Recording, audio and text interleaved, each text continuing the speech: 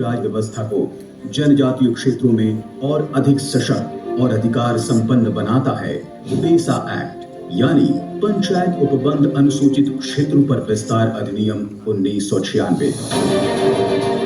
पेसा act संविधान की 5वीं अनुसूची क्षेत्रों में रहने वाले देश की लगभग 8.5% ग्रामीण जनजातीय आबादी को उनके कल्याण, परंपराओं और सांस्कृतिक पहचान का संरक्षण, प्राकृतिक और सामुदायिक संसाधनों पर अधिकार और जनजातियों के प्रथागत विवाद समाधान की रक्षा करने का अधिकार देता है।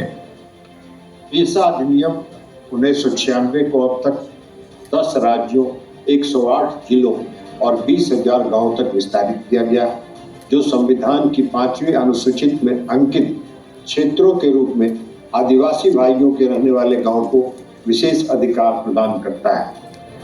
पेसा एक्ट ग्राम पंचायत के मुकाबले ग्राम सभा को ज्यादा अधिकार संपन्न बनाता है ताकि गांव के विकास और अधिकारों के संरक्षण में हर आदिवासी की प्रत्यक्ष भागीदारी हो। पेसा एक्ट के 28 वर्षों की यात्रा में 10 राज्यों के 5वीं अनुसूचित क्षेत्रों में रहने वाले जनजातीय समुदाय को सशक्त बनाने के लिए भारत सरकार के पंचायती राज मंत्रालय और राज्यों की सरकारों ने महत्वपूर्ण जिम्मेदारी निभाई है। लेकिन अभी भी पेसा एक्ट के जमीनी स्तर पर पूरी तरह से सफल क्रियान्वयन के लिए केंद्र सरकार और राज्यों की प्रभावी भूमिका की जरूरत है।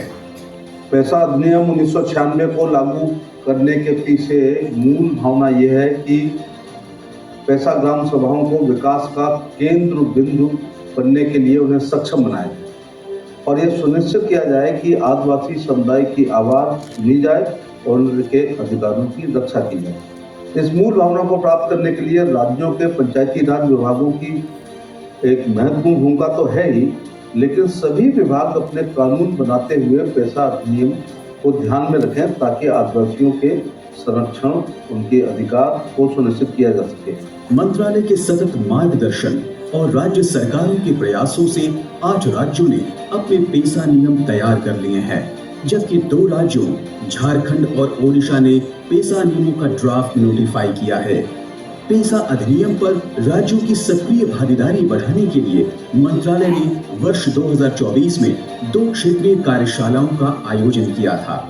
इन सम्मेलनों में एक प्रमुख निष्कर्ष यह निकला कि पेसा पर एक्शन ओरिएंटेड ट्रेनिंग मटेरियल की कमी इसके सफल कार्यान्वयन में एक बड़ी बाधा है।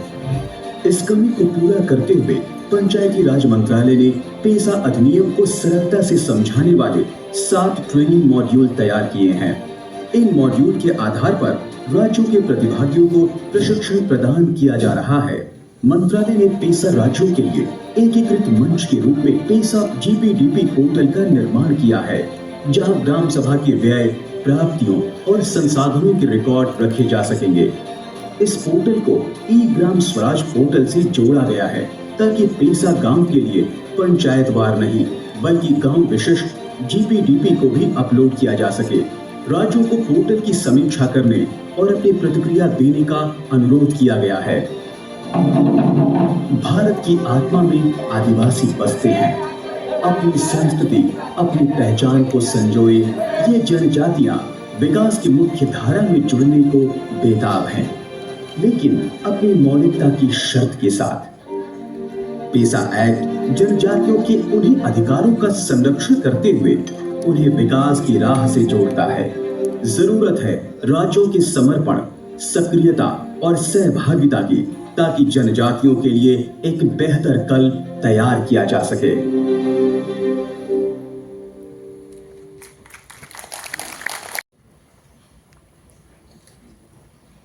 मुझे लगता है कि बहुत लंबे समय के बाद पेसा के संबंध में आपसी क्रियाकलाप और अनुभव को साझा करने के लिए भारत सरकार के स्तर पर इस तरीके का आयोजन किया गया है।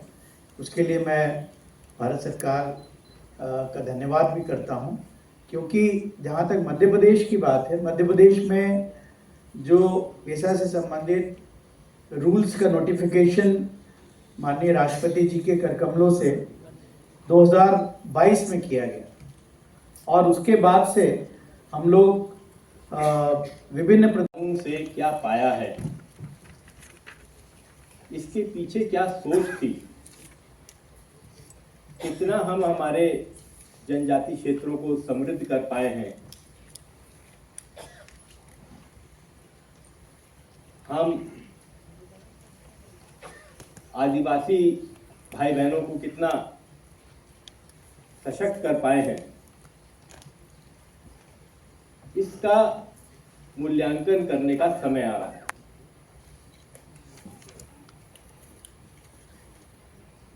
जब ये पहली बार कानून लाया गया तब सोचा गया कि दो अलग अलग स्वरूप जो हैं उनको कैसे एक साथ पिरोया जाए। एक तरफ था जनजाति समुदायों का आभार डॉक्टर धनसारी अनुसुईया सीताका माननीय मंत्रीवर्ग महोदया का बहुत बहुत धन्यवाद एवं आभार। धन्यवाद एवं आभार माननीय मंत्रीवर्ग श्री अनिरुद्ध सिंह जी का। और हम आभारी हैं श्रीमती वर्मा जी के कि उन्होंने ये स्मृति चिन्ह भेंट कर सभी विशिष्ट अतिथियों का धन्यवाद दिया। और अगली कुछ स्मृति चिन्ह भेंट करने के लिए हमारे साथ मंच पर जुड़ चुके हैं डॉक्टर बेहरा। हम धन्यवाद एवं आभार प्रकट करते हैं श्री विवेक भारद्वाज सचिव